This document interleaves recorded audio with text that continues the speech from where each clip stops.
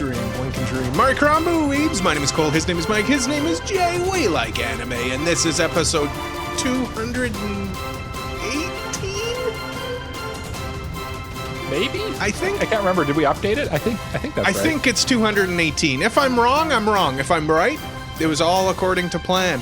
It was a joke. It was a joke. It was a joke. Test. It was a joke. It was a test. And if I'm wrong, it is 218. See, wasn't that funny? Okay. Wasn't that funny? Wasn't that a funny bit that we did? Where, that's my favorite bit where I forget what number of episode we're on? Mm-hmm. Yes. The big AniPro bit? The big AniPro bit where I sometimes forget words and Jay corrects me and I forget the number and Jay corrects me and I forget to say that this is the annual Weebies, ladies and gentlemen.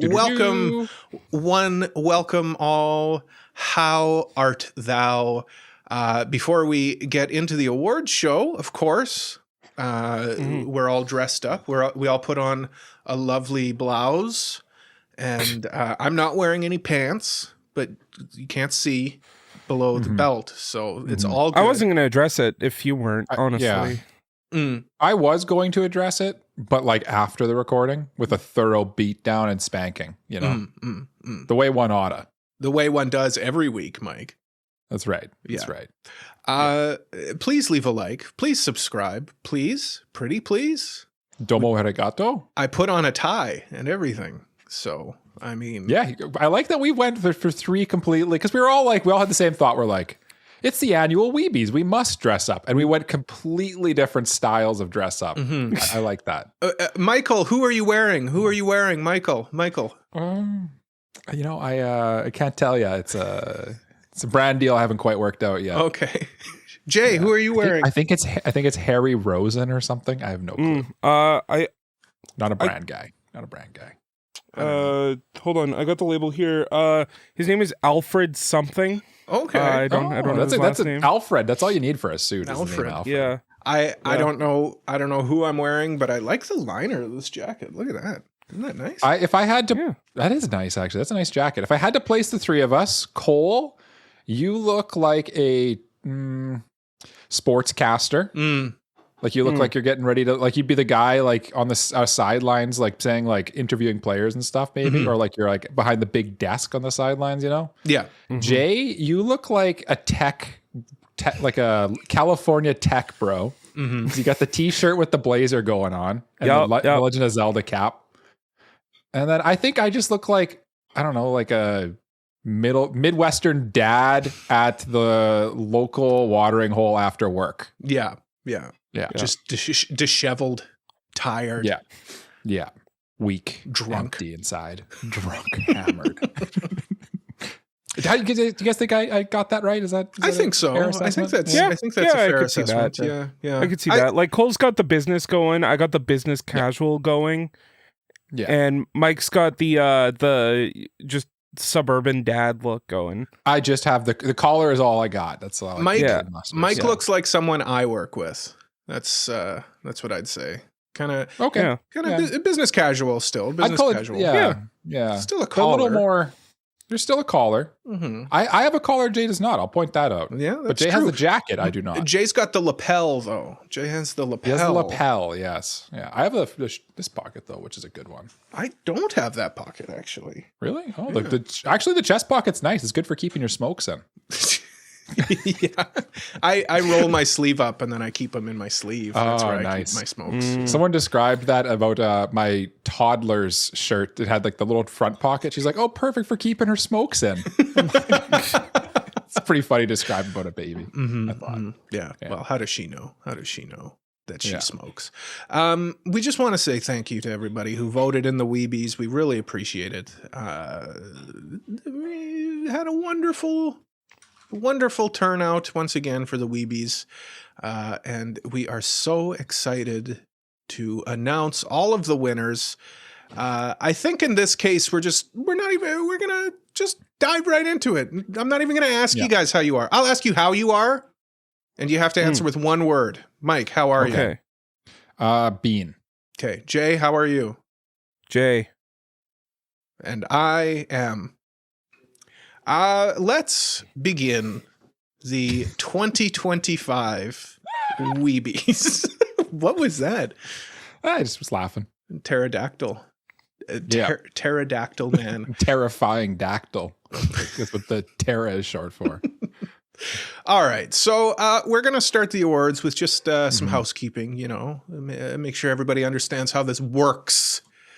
Because you're all here, you're all wondering, you're all probably saying to the screen in unison, how does this work? How does this work?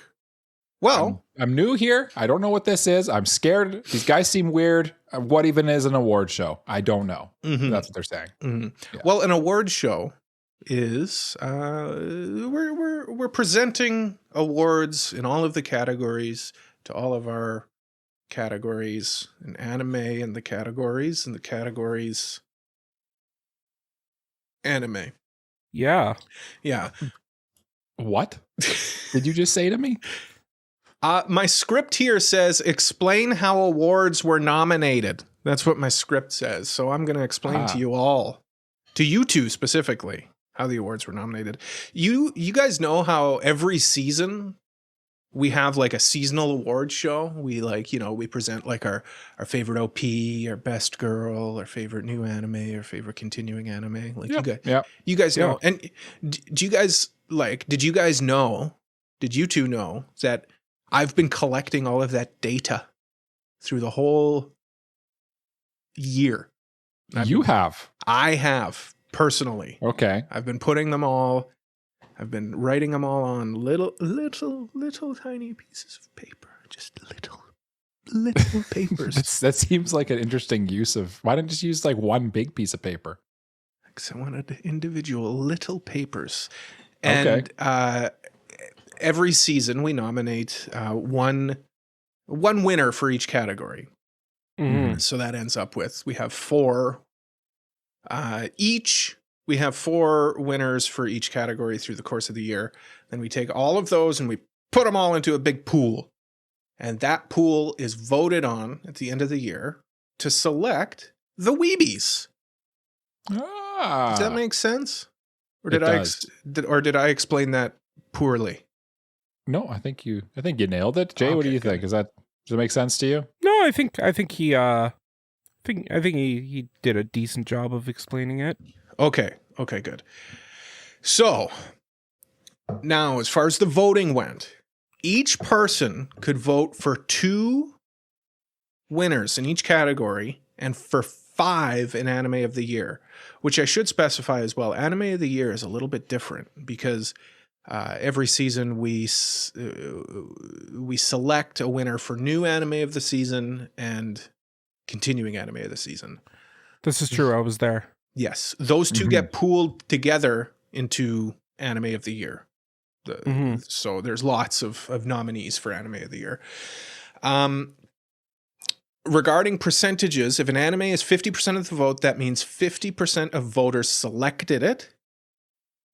Percentages are presented as rounded numbers. So we'll go into the numbers a little bit for each one.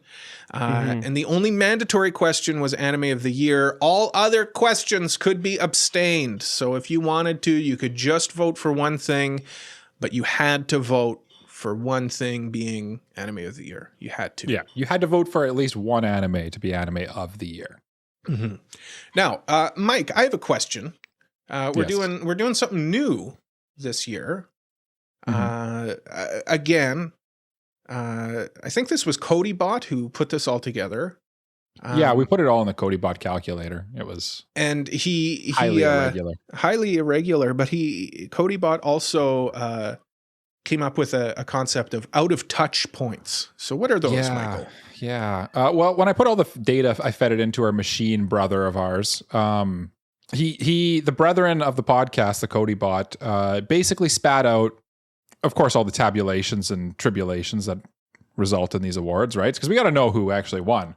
But he is a very vindictive robot, and above all, he was like, you know what? We have the teeny tiny trophy to award the host who basically gets the most right. Jay will explain that soon. But we needed some sort of way to keep track of who's the biggest dunce, who's the biggest loser. And really, that's not really what this is capturing entirely, but it's mostly just like if one of us nominated something for the awards and nobody voted for it, not even us, that truly is a whiff. That means you're so out of touch that you weren't even in touch with yourself in the vote. So you will be awarded if there's something you nominated gets no votes, 0 votes, not even one. You'll be awarded 1 out of touch point. Okay, and that's just something that the listeners can keep track of while they listen through this. Is just kind of like, hey, which one of the co-hosts has the worst taste? The least sense of reality about them. I wonder who's living off in their fantasy land. Yeah, tell you one thing, it ain't me. Well, that's to be determined, Cole. That's to be determined. And to be clear, the Cody bot has spoken clearly. There is a clear winner who is the most in touch. But there's also one more thing the listeners can keep track of as we go through the awards. And I hand it over to my other robot brethren, Jay. Or no, he's an alien brother. Yeah, Jay's an alien. Canonically an alien. Yeah. Jay, can you explain what this teeny tiny trophy behind me is and why it matters in the context of these awards? So, of the awards that are handed out, we will be going over basically, because we don't need to go over literally every nominee. We're going to give you the top 3 for each category. And if a host has a nominee in anywhere in the top 3, they get 1 point. First, second, or third, and whoever has the most points by the end wins the teeny tiny trophy. Because it means they're the most in touch with the anime from 2025. It means the weebiest of them all. Yes, I am excited to reclaim the teeny tiny trophy this year. So far, this is for all the marbles. You had it in the initial teeny tiny trophy, or when we brought the teeny tiny trophy in. Then you delivered it to me because I, for 2024, was the most weebiest of them all. Who will it fall to next? Well, start your car, Mike. There's only one way to find out. I ain't starting my car. I'm confident in my abilities here. Hey, actually, no. I had a you know what? There's a first for everything. I could always win this year. You could. I mean, it has been like kind of the year of Jay, to be honest with you. So we'll see. We'll see.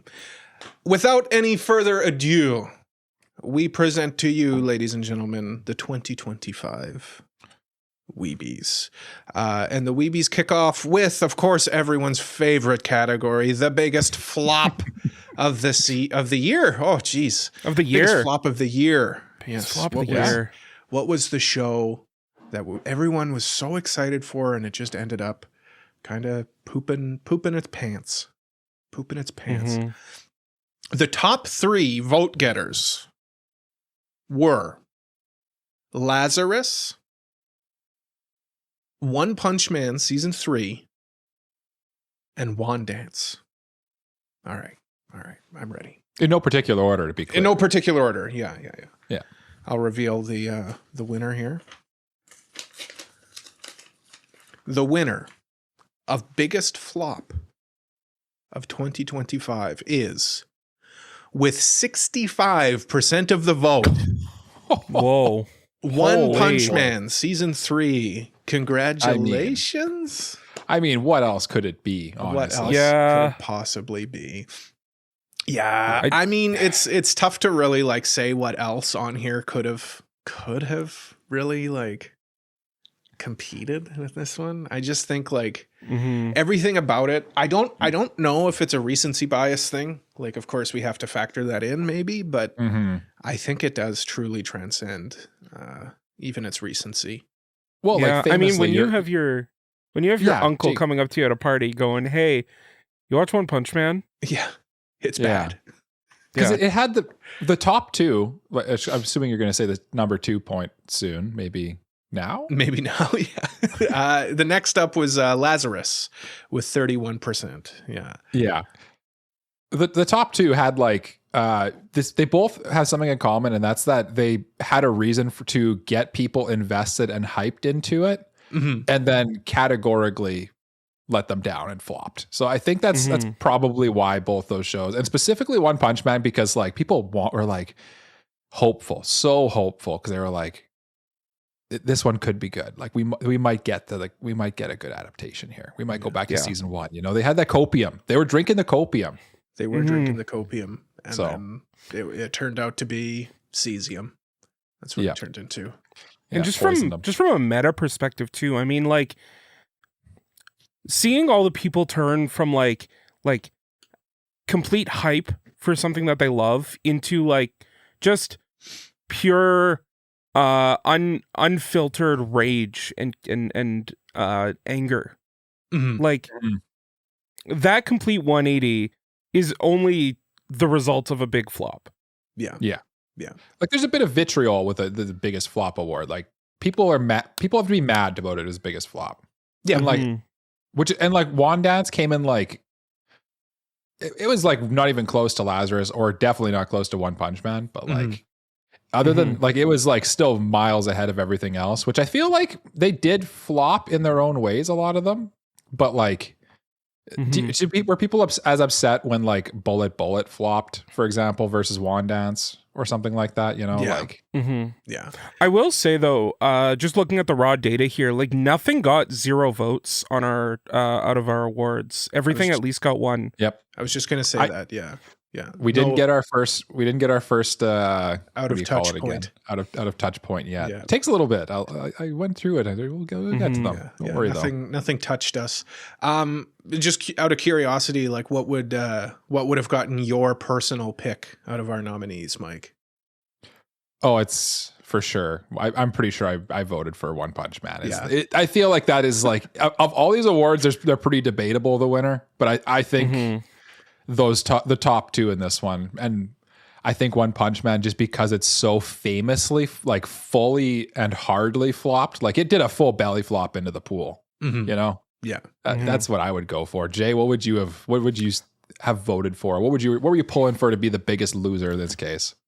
I probably would have echoed you with One Punch Man, just because like not even the show itself, but just the overall online discourse about the show just added so much to how much it flopped as an anime that it's difficult to ignore.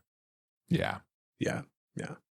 Unanimous. I did vote for One Punch Man. It was not good. It was not good. Yeah. And to be clear, in that one, each of us got 1 point towards the teeny tiny trophy. True. It is true. Michael, though, it's your turn to take the reins here. What's our next category? Yeah, the next category in our yearly awards, the WEEBies, is the next category that also is in our seasonal awards. What has it almost 100% lines up? Who would have thought? It's truly the opening to the awards now, right? Because the first one, it's like a warm-up award. We get a little bit of spite, we get a little bit of hate out of us, and we get our little warmed up, you know? Yeah. But now we're into the real, like, I feel like the real anime awards. And this is the best way to open the awards, with the best opening sequence or anime OP of the year. And there definitely were some OPs this year. There were some contenders. And as Cole did, I will list for you the top 3 vote getters, and then I will reveal the order in which the votes were given to them. Okay? Okay. All right. Okay. The top 3 shows of our awards were Soul Leveling Season 2, Arise from Shadow, nominated by myself. The Apothecary Diaries Season 2, nominated by Cole. And To Be Hero X, nominated by Jay. That's a point for each of us if you're paying attention. If you're keeping track at home. And the winner, the best anime OP of the year of 2025 was To Be Hero X, which I'm trying to remember what the OP, it has a very like iconic Inertia. That's it. Yeah. Wow. And it was pretty demanding with 32% of the vote. So again, like Cole said in the beginning, 32% of people who voted for this category selected To Be Hero X, but they could select 2. So the percents are a little wonky, is one thing to stress.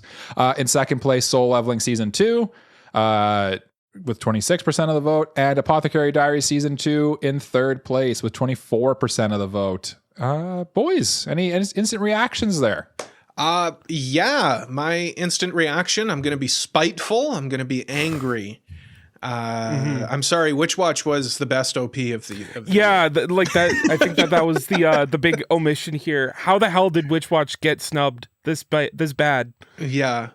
I mean, interestingly, the interesting thing with Witch Watch is it was nominated twice for our own awards because Jay nominated Uran Mirage, which is like the in-universe anime in Witch Watch. Oh, and had Witch Watch only been one anime in our awards, it'd actually be in second place. Okay. Oh. If you combine those two. Yeah. Okay. So there may have been some confusion. And Witch Watch was close. It was in fourth, to be clear. Yeah. So not terrible, but I'm surprised. Honestly, like I obviously that was my answer, was Witch Watch, but I'm not super familiar with the To Be Hero X one, so it's really good. It must be good. Honestly, I recommend watching it. It does such a good job of kind of like giving you a taste of the show, and also like just being a hype song that gets you pumped up as you watch it every time. Sawano knows what he's doing. He does, and it's very Sawano too. He loves the like. Oh, I don't even know. What would you describe that like Tom? Like the Tom with a lot of like spank to it. I don't know what you'd call that exactly. Spanky Tom. Spanky Tom, yeah. That's a different thing. Yeah. Like a gated Tom? Like a gated I don't know. It's a signature sound. You know a Sawano song when you hear it. You know a Sawano song when you hear it. Yeah, he has a very distinct sound. Yeah. I don't want to trash on Soul Leveling Season 2 either, because let's be real. It had Felix from Stray Kids and Lisa in it. So like that one just like purely could be carried by the song, but like the OP is pretty good. Could also be carried by the fact that it's Soul Leveling and people just see Soul Leveling and vote. Yeah. Well, maybe if they added one more like person who has name recognition, it would have won, but it just didn't. It just didn't, did it? Oh, you spiteful bitch.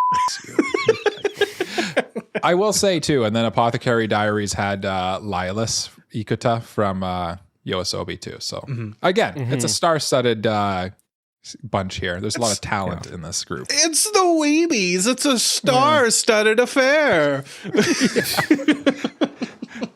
Was Witch Watch who you were pulling for though, Jay? Like, would that be is that your one you wanted, or which kind of no competition here? Witch Watch just kind of stole best OP from visuals, song, and everything. Yeah, best OP of the year.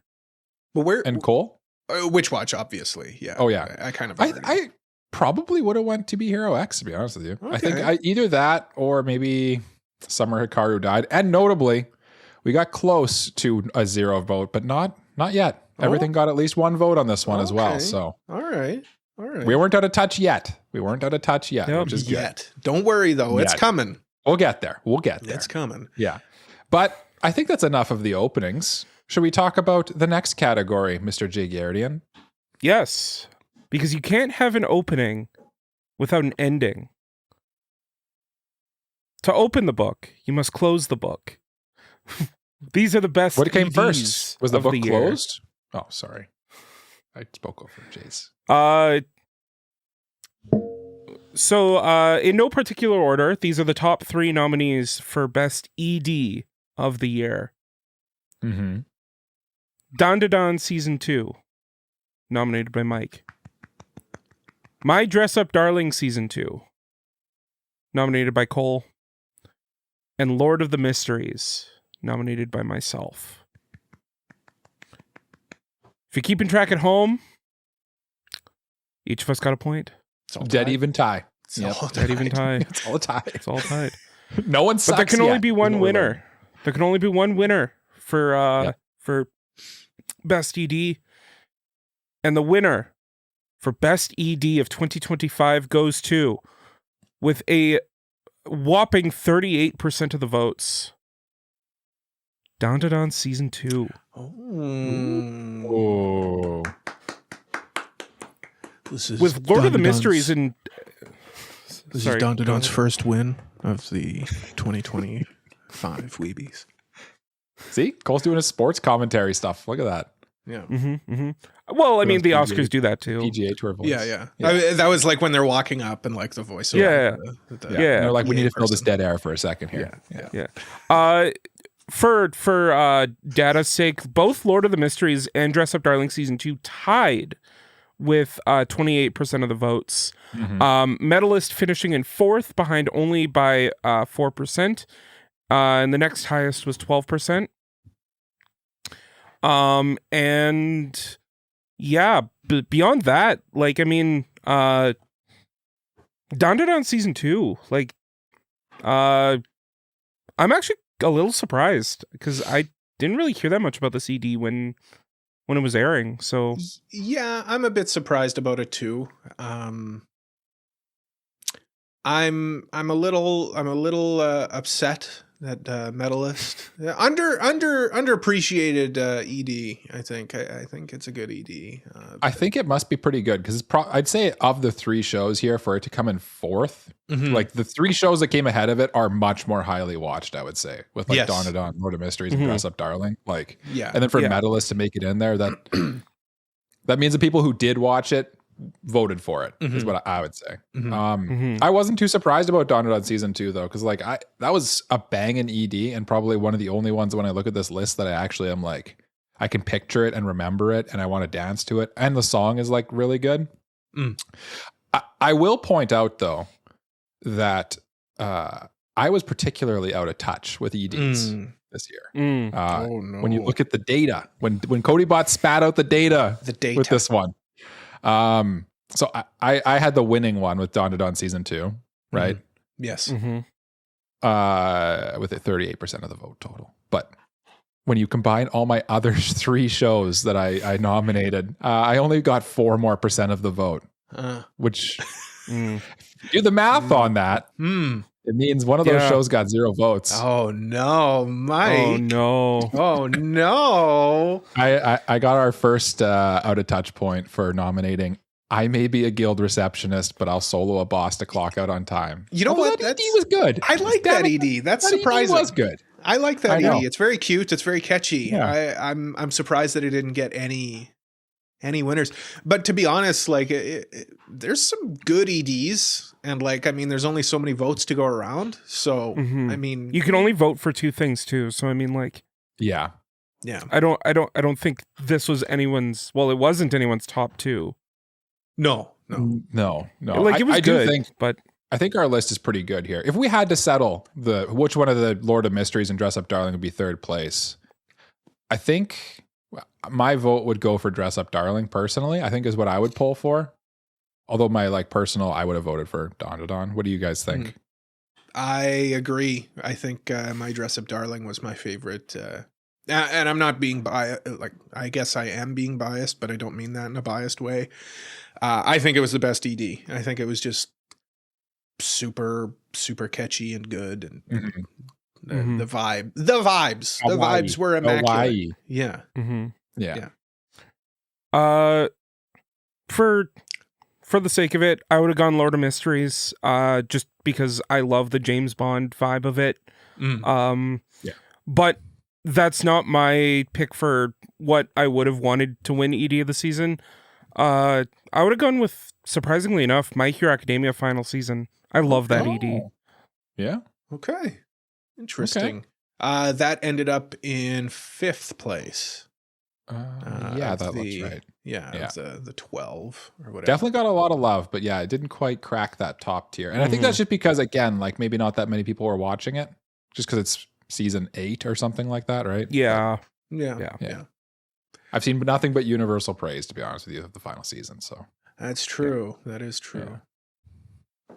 Well, Jay, do you have anything else to say about this one? I mean, my other talking points were kind of already taken. Mike got the first out of touch point.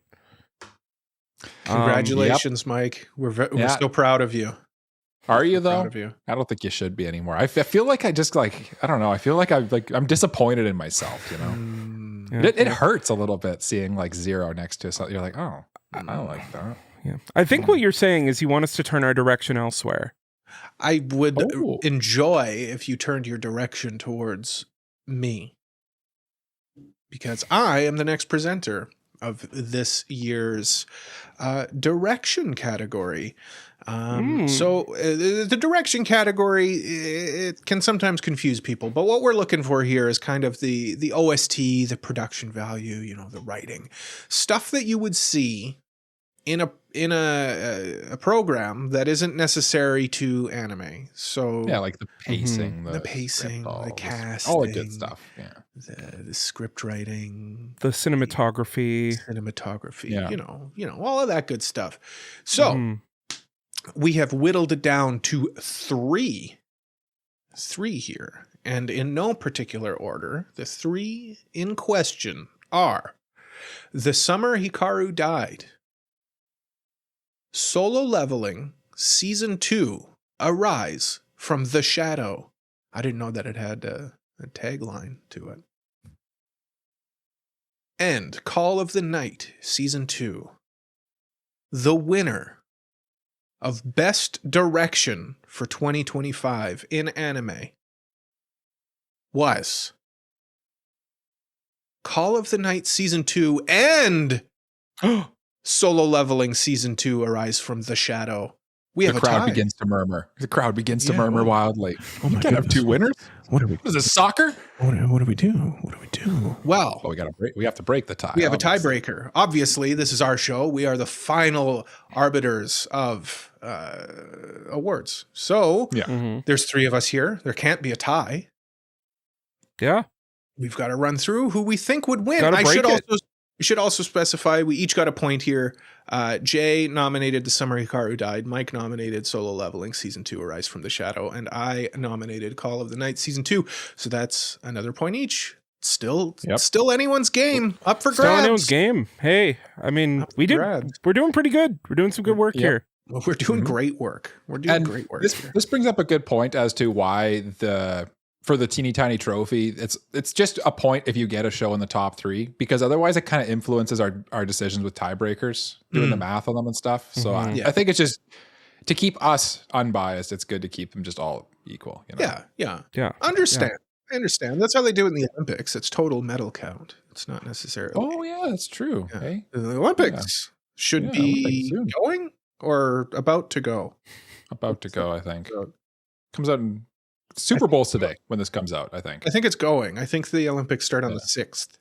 We're very far in advance right now, so yeah. I don't know. I flew back from Japan to do this. Yeah. Sure you did. Well, we got this one's tough for me to break the tie though, because I feel like I don't think any of us have seen all three of these shows or all two of these shows. Well, I know where I'm going. It's pretty obvious. I know where I'm going.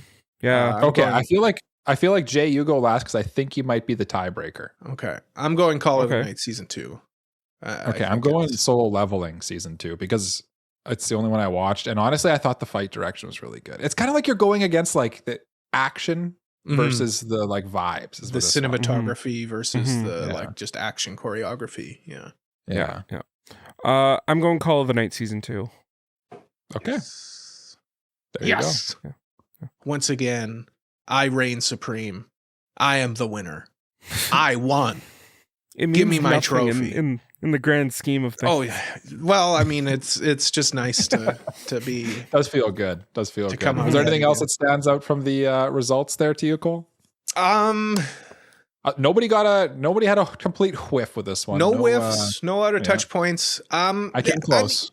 I mean, like Call of the Night for me, like obviously it's super Shaftian. So I'm gonna certainly vote for something like that because of how Shaftian it is. Like I think I enjoy Shaft, so of course I'm gonna go with that.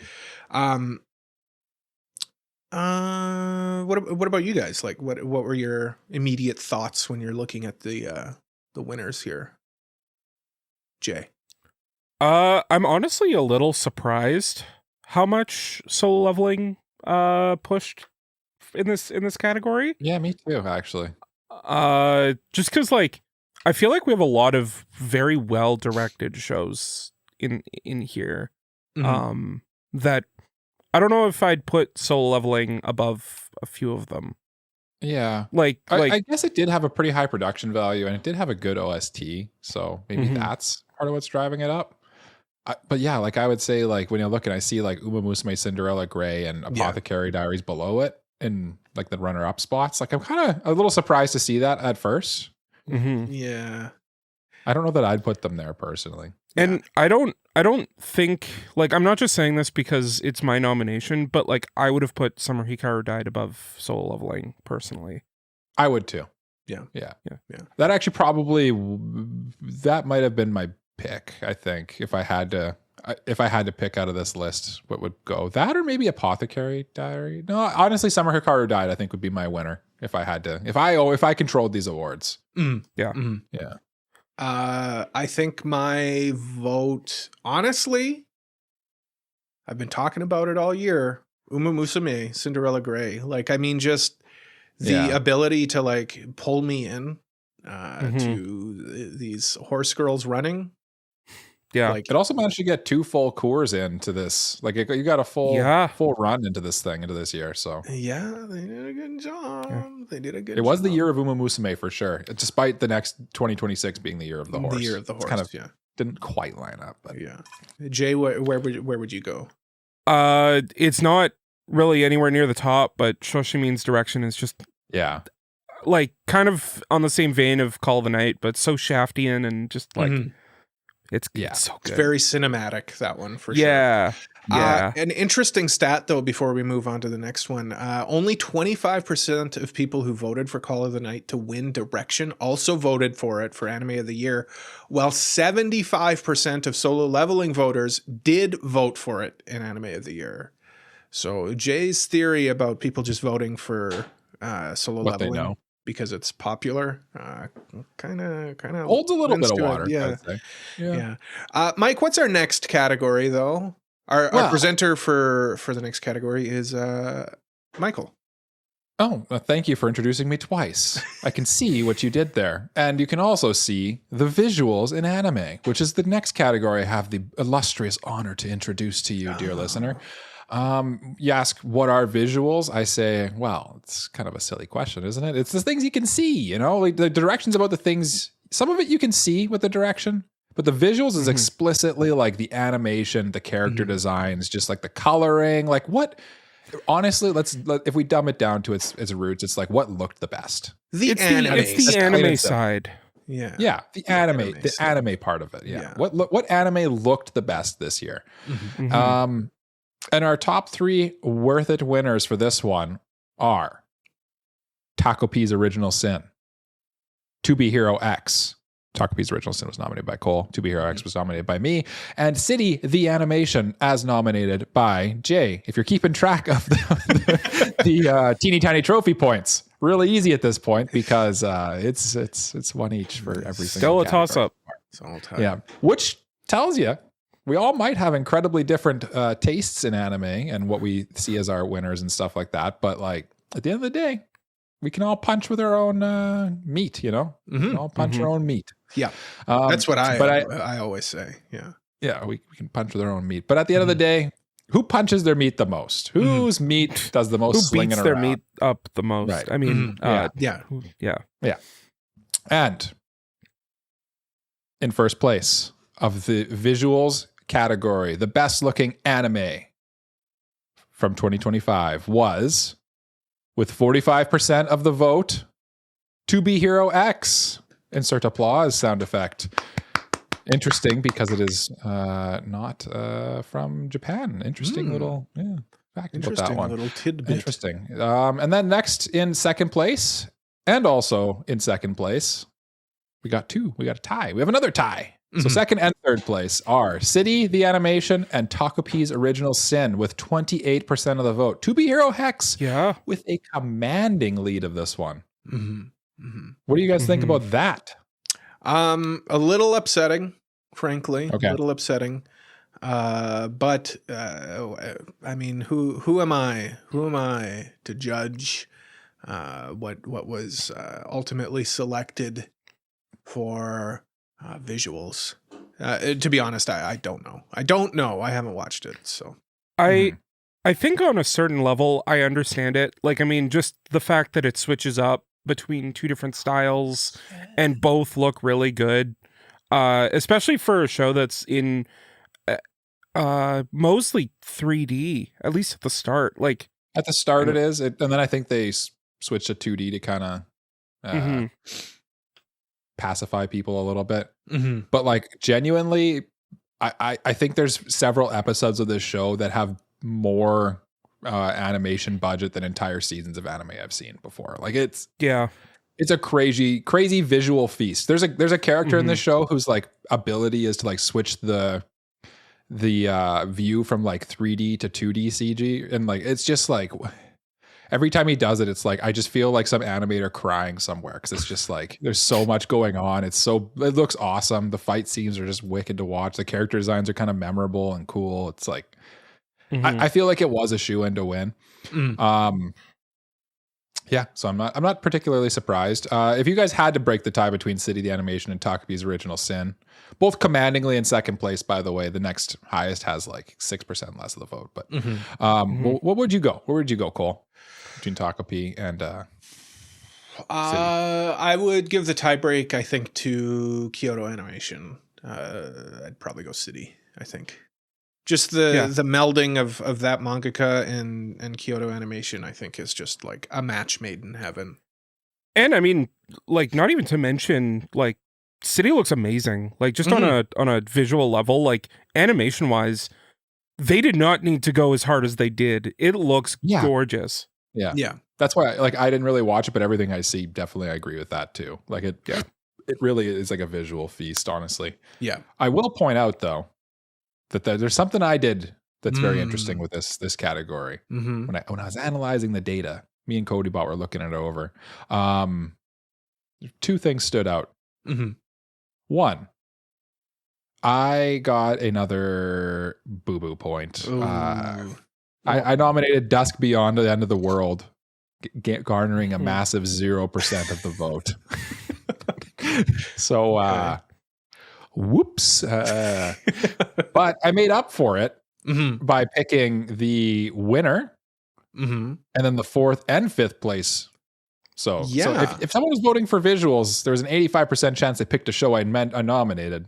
And there was a 0% chance they picked the other one I nominated. Which I thought was interesting, because it's like either I did really well or I did really poorly in this category.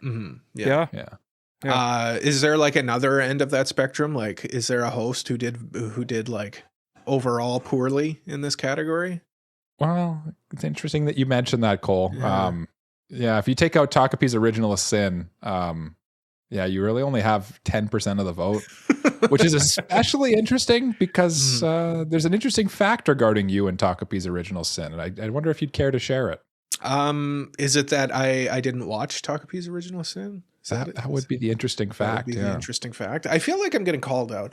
I feel like there's a collaboration here between Codybot and Michael.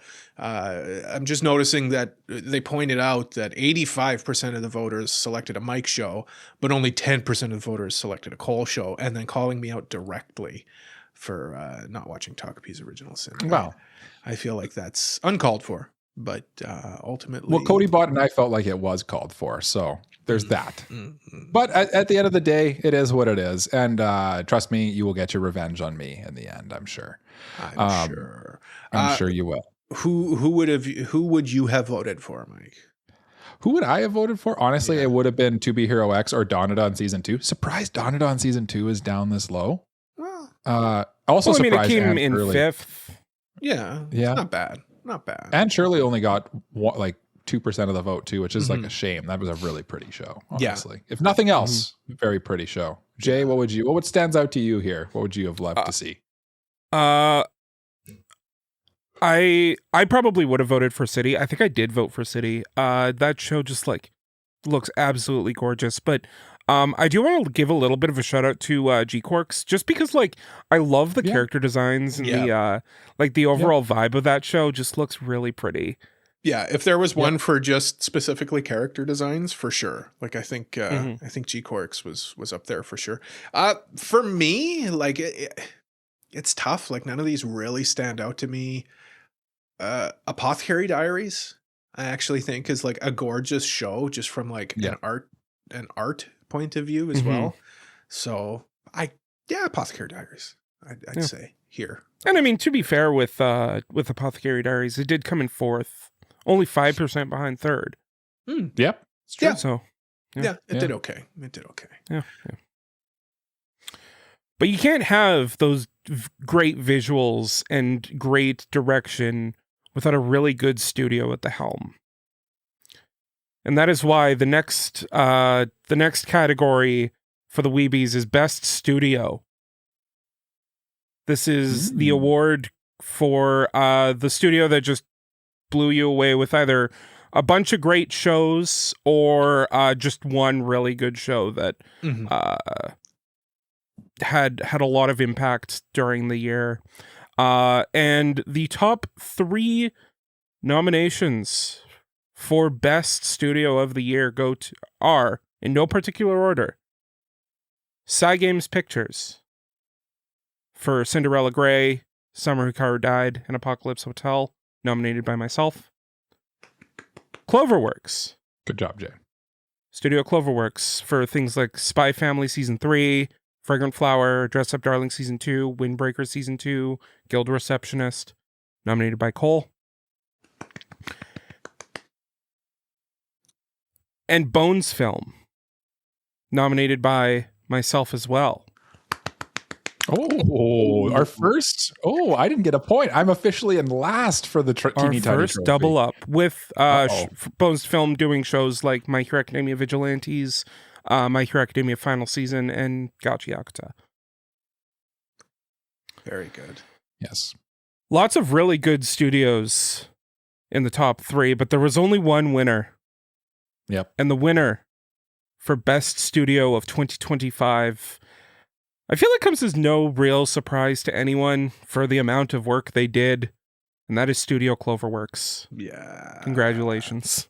Congratulations to me. I will accept this award on Cloverworks' behalf. We'd just like to thank all of the viewers.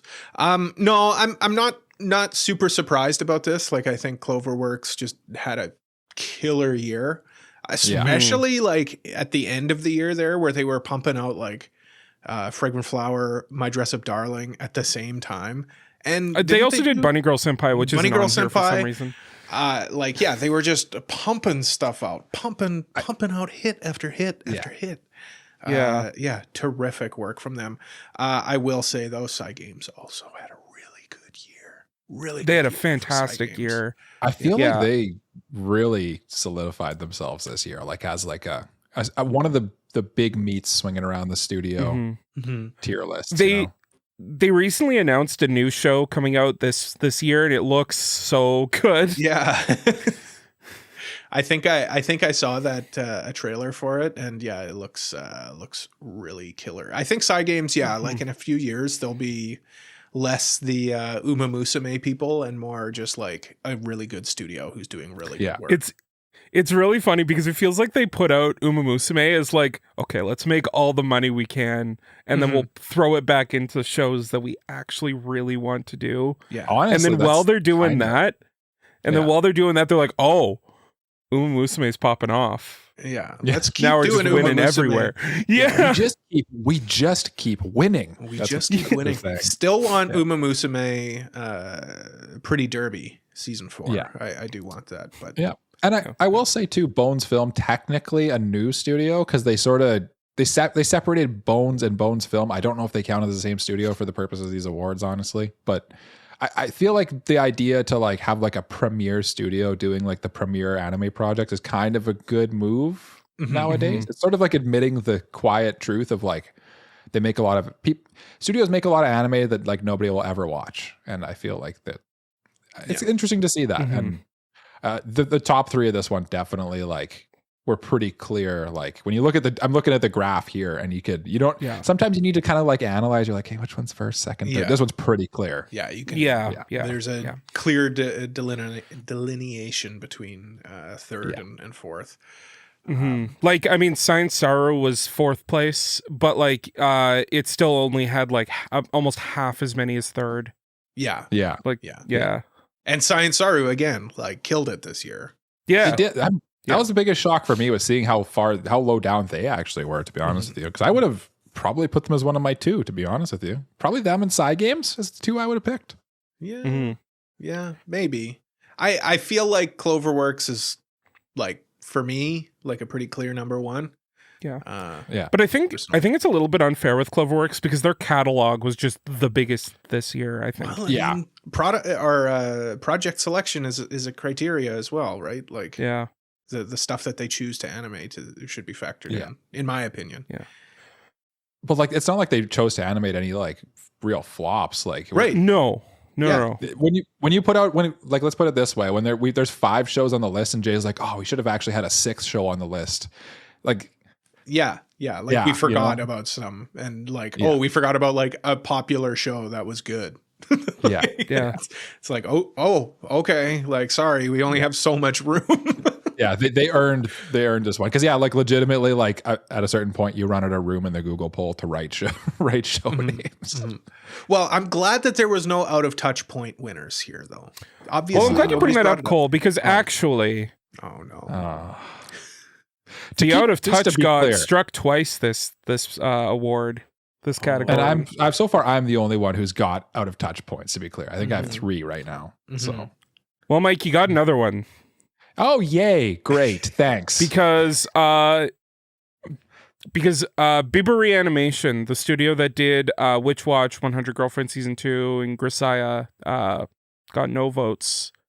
Which, I think that mostly attributes to the fact that, like, I think the only real show that people associate with Bibbery Animation was Witch Watch.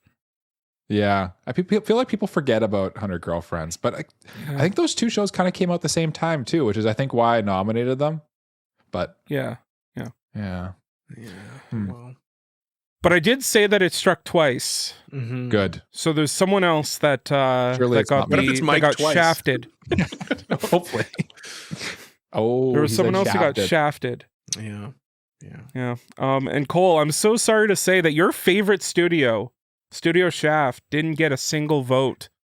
I like, obviously that's disappointing, but I don't know if I'm more disappointed in myself or in everybody else, because like I think you Shaft. In this case, they put out one show. It's Shaft. They put out one show in like a 45-minute movie. Yeah, but you guys, I don't know if you're aware of this.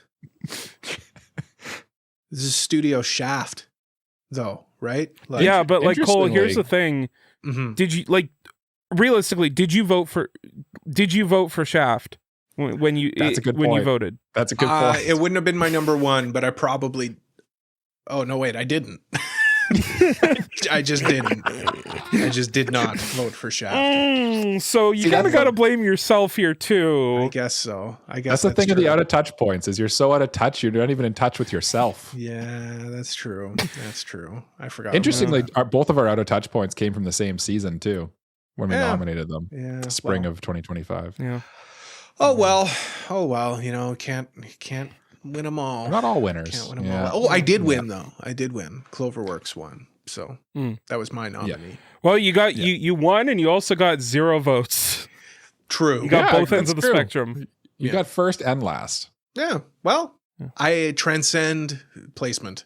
And Ricky Bobby, you're not first, you're last. Yeah, that's literally in this case. That is true. Let's take a little break, though, you guys. Yeah. When we come back from the break, of course, we're gonna give out some big awards. You know, your best girls, your anime of the year, and of course, we're gonna see who won the teeny tiny trophy. Before we go to break, though, it is time for AniPro to ask you a question.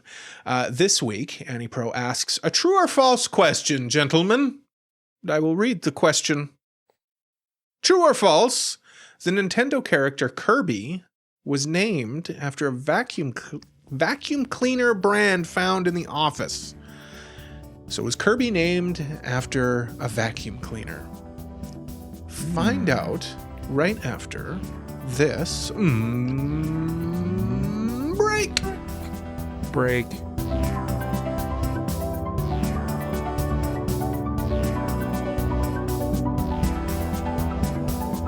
Hey YouTube viewer, I don't mean to interrupt you during a well-deserved break, but can you do me a real quick favor?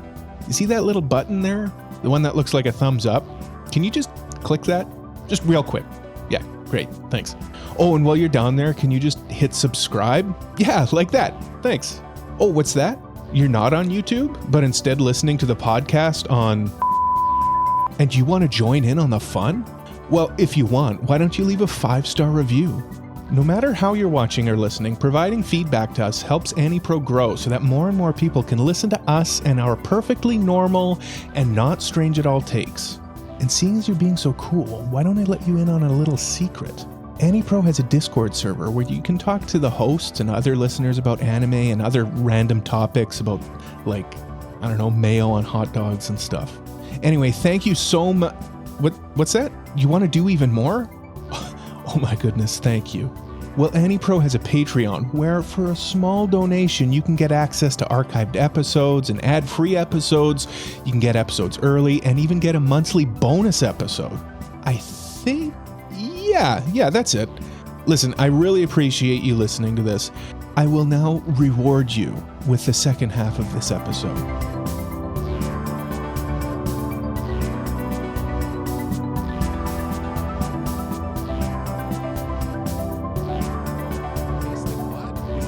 Tastes like blood. Yeah, I like that taste. Welcome back to AniPro. It is the WEEBies, ladies and gentlemen. Before the break, though, we did ask you a question. AniPro asked you a question about the Nintendo video game character named Kirby, and whether or not that character, Kirby, was named after a vacuum cleaner that they had at the office there in Nintendo. Jay, is that a true or a false statement? Can you reveal I'm so that? glad you asked, because in my humble opinion, it's not my up to my opinion. Okay. The No, factual answer is it's false. Yeah, the name Kirby actually comes from John Kirby, who is who was a lawyer in Nintendo's 1984 lawsuit with Universal Studios over Donkey Kong, which Universal claimed that they infringed on the copyright of King Kong. Interesting. And they thanked him by naming one of their characters after him. Okay. Blood-sucking lawyer. Yeah, great. Led to the name Kirby. Yeah. You drained them dry. Yeah. Well, sucked every drop of cash out. Congratulations to John Kirby. This is Yes. your 15 minutes of fame on the AniPro I just want to say podcast. John Kirby sounds like a made-up name that, like, It does. Yeah. My name like is the guy who invented Kirby, John Kirby. Yeah. My name's Congratulations, John Kirby. Not only are you wildly rich beyond your wildest dreams, generationally so, you also have a Nintendo character named after you. Well, let's not forget that Nintendo did find a guy named Bowser to be their that is true. like one of their executives. So That's kind of crazy. yeah. They And have for some reason didn't like publicize him in their like advertising at all. Yeah. When they were they "We're had not it going to right address there. it." Yeah. Well, they find a way. Those folks at Nintendo, they find a way. Let's get back into the awards, though, gentlemen. Yes. We have to pull the people back in from the break. And what better way is there to pull the people back in than everybody's favorite category? It's time, ladies and gentlemen. It's time for Best Girl. Who was the best girl of 2025? Your presenter for this year's presentation is Cole. Thank you for having me. We all like waifus. You know, we're anime fans. We enjoy the odd waifu from time to time. We have narrowed down. What is it, Michael? What is it? What are you laughing at? Just a weird thing to say. We all enjoy a tasty waifu from time to time. I did not say tasty waifu. I didn't say that. Don't put words in my mouth. I just said a waifu. All I just said a waifu. We've narrowed it down to 3. The top 3 vote getters in no particular order are as follows. Ogre Cap from Uma Musume Cinderella Grey as nominated by Jalian. Wow. Congratulations to Jalian. There she is. Mau Mau from The Apothecary Diaries as nominated by Mike. Congratulations, Michael. You're welcome. I didn't say thank you. I said congratulations. You're welcome. And the last one here is Marin Kitagawa, as nominated by from My Dress Up Darling, as nominated by Mike. Congratulations. Thank you. Yes. Yeah, thank you. Congratulations. I said thank you before you said congratulations. Yeah. No, that's okay. That's all right. Hey, wait, that means I'm okay. I'm back tied with you, Cole. And unfortunately, Jay has now taken the lead. No, you're welcome. You're not tied. I think you just pulled ahead of me. No, I got 2 this time. Yeah. Yeah. You and Mike didn't get 1 last time. Yeah, but Mike. Yeah. I was only up by 1 though. Mike got 2, so now he's above me. But I was down 1 on you. You were down 1 on me. Now you got 2. Oh yeah, no, Mike is ahead. Or Mike is ahead by 1. Am I in second now? Yes, and Jay is in first. Oh yes, you're right. I got plus 2. Yeah, you because 1 would have caught him up, ahead. And then 1 more puts someone ahead. Yeah. And now Jay is commanding lead. Jay's a commanding lead of 1. 1. Yes. Anyway, who won? Who won? More importantly, who won Best Girl of the Year? The winner for the 2025 WEEBie for Best Girl goes to... It's your girl. It's Mau Mau from the Apothecary Diaries with 35% of the vote. Mau Mau is our best girl. I think she's won Best Girl. I feel like she was our best girl last year, maybe. But I was literally about to look that up because I'm actually kind of curious if she did win last year. I feel like she must have. She's a very good girl either I'm going to be honest, though. Mau Mau kind of slaps. We all like Mau Mau. Like all 3 of these girls, genuinely. Real good. Yeah. Just to be clear, there is one girl that was snubbed though. We'll get to it. We'll get to it. I just want to give the flowers to in second place Marin Kitagawa, and in third place Ogre Cap. Yes. Classic. Yeah. Classic Ogre. Yeah. But yeah, Mau Mau, I think she just does something for everybody. She's just a fun character. She's got the spunk. She's got a great design, and she's just super fun. The funny thing is there's her and Marin kind of dominated the vote with like the 35 and almost like 29, which is almost 30%. And I think you could pretty much just echo everything you said about Mau Mau with Marin in just a kind of a different way. But like she's a very iconic, very likable character, very unique in the anime sphere too. So there's a reason those 2 characters stood out so much. And then Ogre Cap is just Ogre Peak, so yeah. So I got the results for last year. Mau Mau didn't even make top 3 last year. Really? Who won last year? Yeah, Momo from Don to Don. Oh yeah. Fair. Okay. Yeah. All right. Yeah. All right. And actually, you know what? I think she might have got screwed a little bit because she was like a winter 20. I think she was a fall to winter, where she only got half a core or something like that. You know what else? I don't think, unless I'm reading this wrong, Mau Mau's not even on our best girl list. From what? From last year. Oh, yeah. I thought I remember her. Maybe she was in the year before for 2023 then. While Jay pours through the data, I will point out some interesting facts about this one, the pair with our next category a little bit. Yeah. That, what Cole, do you want to, since it's your... Oh, sure. Yeah. There was some interesting things with regards to pairings. Most voters who selected Karuko Wagari also chose Rintaro for best boy. Go figure. Most voters who selected Marin Kitagawa also chose Wakana Gojo for best boy. Go figure. And most voters who selected Ogre Cap chose Lloyd Forger for best boy. I had this is a good use of AI in my case, in my opinion. You had it pour over the stats a little bit, and it just like signaled that one out. It was like, some of your viewers must really love strong, capable characters. I was like, all right. Okay. Yeah. I guess start drawing your Lloyd X Ogre Cap fanfics now. I guess, yeah. So just to conclude the data for Best Girl. Yes. Mau Mau did indeed win 2023's. Oh, okay. Okay. So it was the year Okay. before. It was the year before. So this is our first ever second win, I think. Then. yeah. Well, congratulations to Mau Mau. Congratulations to the folks over there at wherever Mau Mau is. Interesting though, Momo wasn't even nominated this year by us. That's kind of a miss, I'd say. Well, I mean, I don't know. She didn't stand out. She didn't stand out, I guess, on any of the seasons. Actually, yeah, she didn't have as crazy of a season, I wouldn't say. But I do just want to point out once again that Cody Bot and Mike have colluded to make Mike seem like the most in touch person. Mike likes popular girls, with 80% of the voters selecting one of his nominations, whereas 45% to 50% selected either a Cole or a J girl. That is uncalled for, Mike. I don't appreciate you puffing yourself up like that. It's kind of well, then puff yourself up, fancy boy. I don't know how. I will point out though that you and I also and you enjoy unpopular girls as much as I as well too. Or no, me and Jay, not you.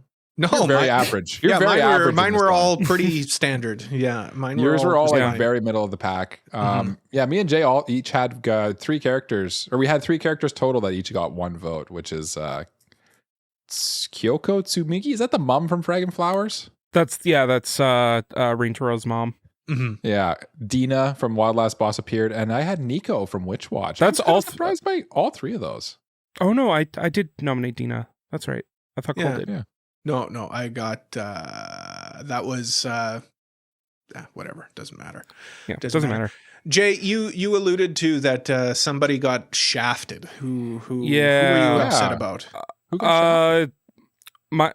I would have gone with Kaoruko for best girl of the year, but I guess our I'm surprised she's so listeners. low, to be honest with you. Yeah, I mean, I am, but I'm not at the same time. Like, to be honest, like Ogre, I think had I come into this from before without seeing like the data, I thought for sure Ogre would have won. Like, we have a whole channel in our Discord that talks about Uma Musume. So, I think part of it too is that the Uma Musume vote got kind of split by me nominating Tomomo Cross. Because if you add them both up, then they would actually be in first. Yeah, maybe. So, maybe. But that's they're very different characters, so it's hard to actually say that. It's not as clear cut as the last one. Yeah, I mean, like Mau Mau, I'm certainly not going to complain about that. Like, I feel like Mau Mau's a good character who deserves praise in this case. She pretty well carries that show, to be honest with you. So yeah, kind of. But yeah, I completely sympathize with where Jay's coming from with Karuko. Like, she's an absolute so good cinnamon roll, and she's so good. Yeah. Good show. I'm glad to see Anne Shirley got some votes here too, though. Honestly. Yeah. Like, although I'm kind of surprised that Nico from Witch Watch got almost none. Like that was a popular show, and people seem to like her. I don't know. Yeah, I mean, it's just when you're competing with the big dogs, Yeah, she's in the big dog camp here. So we're playing with the big boys now. Yeah. Big girls. Big girls. Oh yeah, true. Yeah. Big And girls. Mau Mau, who's but she got less than Tojima Wants to Be a Common Rider's girl there. So I'm like, that's I wouldn't have predicted that coming in. Yeah, but she's a big girl. I mean, she's a big. Oh yeah, she's stacked. There's that. That's for sure. All right, and none of us got a bad point in this one. Which is no good. bad points. No, you guys almost got. I'm still doing real bad, but that's okay. You guys almost got. Jay's still perfect. Yeah. For now. Of course. There's still a whole still plenty of categories. Time. There's still plenty of time. Yes. Mike, please welcome to the stage a man who needs Whoa, no introduction. Michael? Using my full government name. No, I can't tell people my full name, Cole. First name Mike, last name E.L. Michael. Michael is my name. Mm-hmm. Yeah. And announcing the best boys of 2025 is my game. That's a good thing you're doing it then. That's a good thing I'm doing it. I'm here. I'm ready to go. The top 3, in no particular order, are Lloyd Forger from Spy X Family, Season 3. Yes, I pronounced the X. Shut up. I was nominated by Jay. Okay. Congratulations. Wakana Gojo partner to Marin Kitagawa, as mentioned in the last category, from My Dress Up Darling, as nominated by Cole. Thank you. And oh no, the last one is also nominated by Jay. He pulls even further ahead of us, Cole. No. Rintaro Tsumigi, The Fragrant Flowers Blooms with Dignity, also Good boy. in the Good top boy. 3. The main boy from that show. Mhm. Oh boy, yeah. And without a single further ado, the winner is Lloyd Forger from Spy Family Season 3, with a commanding 42% of participants selecting him as the best boy of the year. Let's go. And this was, in my opinion, just an apt choice by Jay when he nominated Lloyd, because this was the Lloyd season. This was when his background arc and stuff happened. This was a very big time choice by Jay. In second place, we got Rintaro Tsumigi with 35% of the vote. And third, we have Wakana Gojo with 25% of the vote. Our top 3 are commanding. The fourth place, I will point out, is Jay Cole Tsukasa Akaraji from Medalist. I think that's the coach, the main dude. Yeah. He's good. And then in fifth, we have Senku Ishigami and Okarun tied. Mm. And then after that, everybody else is pretty low down there in the tiers, to be honest with you. So, yeah. Is there anything that stands out to you guys from the data on this one? Hold on. What's that? Uh-oh. Is that? Oh no. Is that something with 0 points? I see. Or do my eyes deceive me? Your eyes don't deceive you. I was hoping we'd skip over that. These points don't even matter anymore. I don't know. Okay, fine. I nominated Fell from Campfire Cooking last season. And my goodest boy, my bestest puppy boy, Fell from Campfire Cooking in Another World season 2, received 0 votes.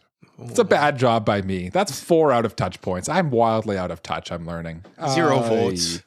0 No votes. No votes. And I will point out that I also nominated Beryl Gardenod from Old Country Bumpkin. He's the titular Old Country Bumpkin who is the master swordsman or whatever. He's the main character, yeah.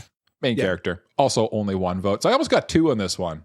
Yeah. Well, when your name's Beryl. Squeaked out. You just squeaked out with Tojima as well. Also got 1 vote. I mean, how could you not vote for the guy? How could you not? You must have voted for him. You must have voted for him. Honestly, I don't remember who I voted for. Yeah. I am surprised Lloyd Forger won.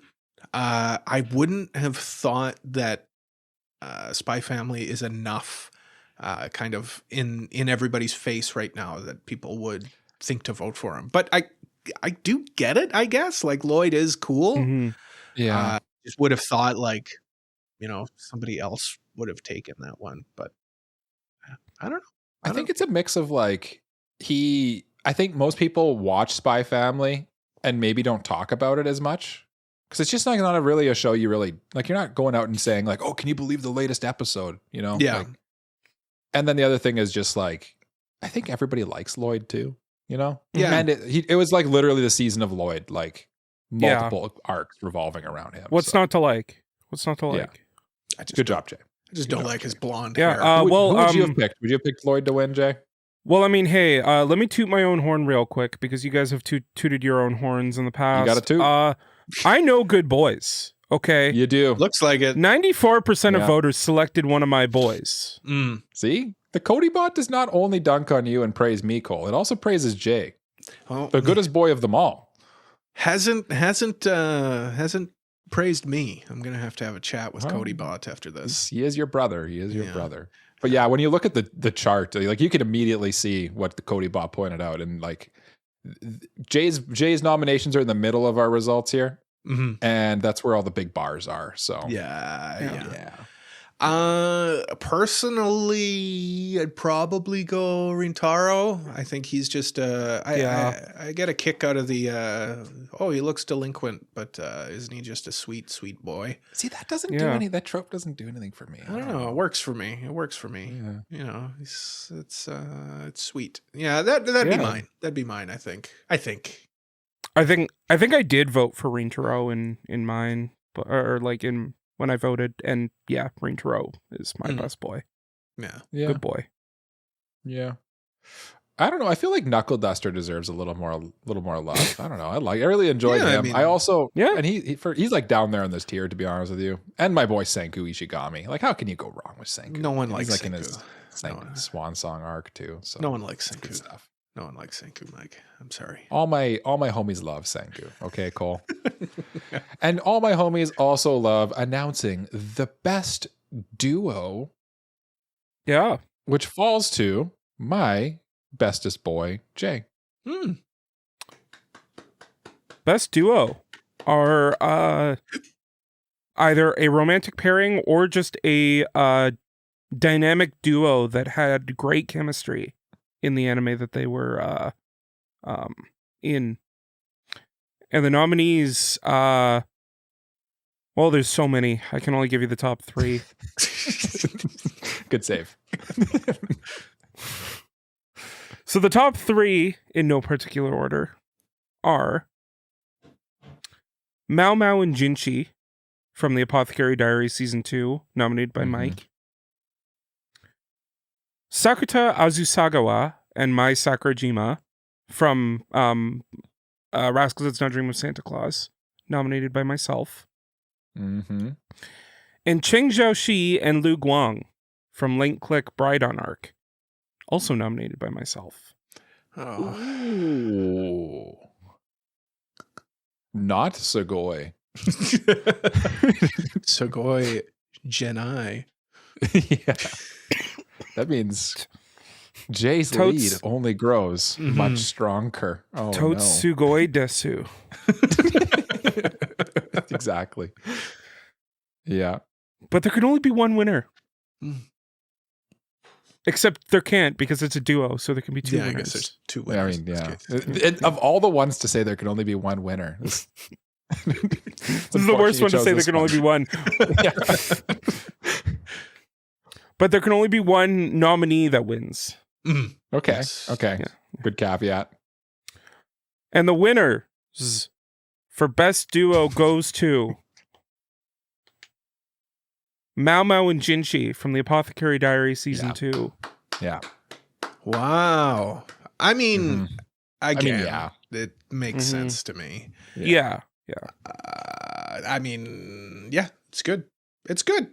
It's good. Yeah. They're a good pairing, and they had like an important dynamic this season. So it makes sense for sure.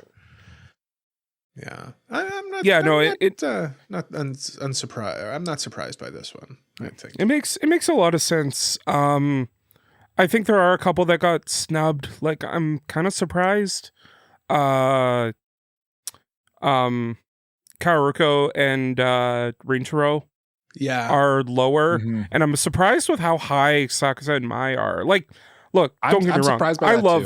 I love Sakuta and Mai, but like it's a sequel, and also like they aired the same season as Fragrant Flower, and I feel like Fragrant Flower got a lot more chatter and buzz. By that. Yeah. And I was also surprised by the Link Click love too. Like, I feel like I don't know anyone who watched the Bride arc, and for them to really show up here, like that's I did. I watched it. Okay. I know Jay watched it. Jay and someone else also watched it, I'm sure. 28% of our voters, apparently. Yes. Apparently. Yeah. That one surprised. I will say that I do look at the data here that CodyBot has provided us. Oh, yeah. Oh, are you looking at the part where 65... No. Are you looking at the part where it says 65% of voters selected either a Jay or a Mike nomination, and only 38% selected a Cole character? I wasn't looking at that, but that's where CodyBot strikes again, I guess. So what does that say? What does that say about us? I don't know. But no, that's not what I was looking at, Jay. I was looking at, I see 2 fat whopping zeros on that. Oh, no. On that total. Well, obviously it's not 0%. Me. I mean, I haven't gotten one yet. So I don't know, Jay. He's bringing one of those. I think he's bringing it up, Jay. He's bringing it up. One of those scores, Jay, is from someone who nominated a certain Ranma Saotome and Akane Tendo. Oh, And who was that? I mean, obviously, it's probably one of you two, right? Like, I mean, It was you, Jay. It was you. What? Oh, Jay with his no. first out of touch point of this The contest. streak has ended. His It has flawless ended. We all record. got one now. Everybody gets one. Well, Everybody I'm gets one. glad. I'm At glad least I came one. out of this unscathed. Except other than Cody in Cole's got. case, because he gets a second one with on nominating Lufus and Dina. Yeah, doofus. Yeah, nominated. Well, Mike, them. Honestly, They didn't score both of nothing. these, I disagree I'm with. surprised too. Ranma and Akane, of course, classic pairing, and like I like the Lufus and Dina. I understand why it didn't. It wasn't the most popular show, It's kind of a niche show. but like Yeah. I really like their dynamic. I think it's a really cool dynamic. But Yeah. I will point out I had a character that only had one vote as well, Nico Watsky, and Nico and Morihito from Witch Watch. Apparently nobody watched Witch Watch, or no one liked Witch Watch, is what I'm learning here. you gotta watch Witch Watch. Why aren't you watching Witch Watch? I don't know. Which watch are you watching? Witch Watch? I don't know. Which Witch Watch are you watching? The first one. Yeah. The Season only one? With a good OP. Yeah. The manga? Good OP. Yeah. No. The show. I'm watching. Oh, it. the show. Yeah. Mm. I don't know how to. Who was your guys' best couples this year? It's tough. This one's tough. I don't know. I think they got it right. Just kind of like, I think it is tough, but I feel like they got it right for that reason, you know? I think so. I think I'd probably go Mao Mao and Jinshi, to be honest.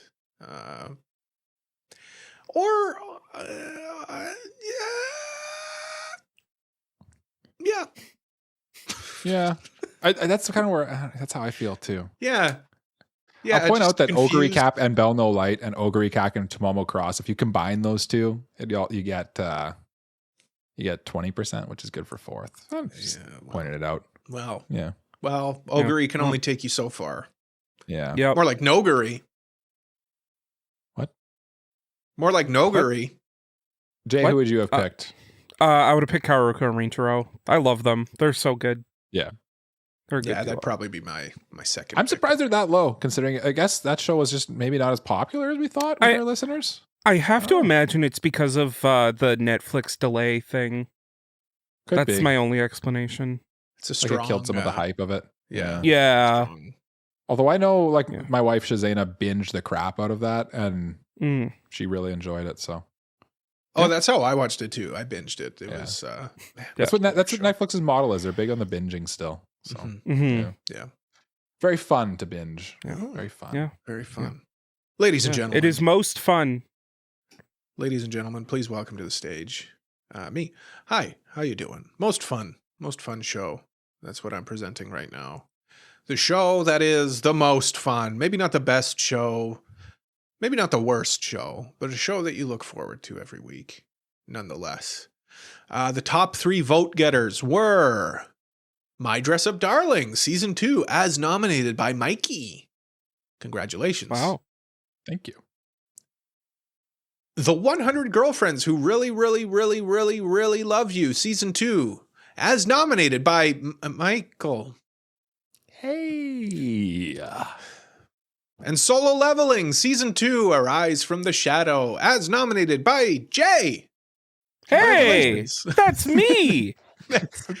Jay, that's you. That's me. The presenter said your name.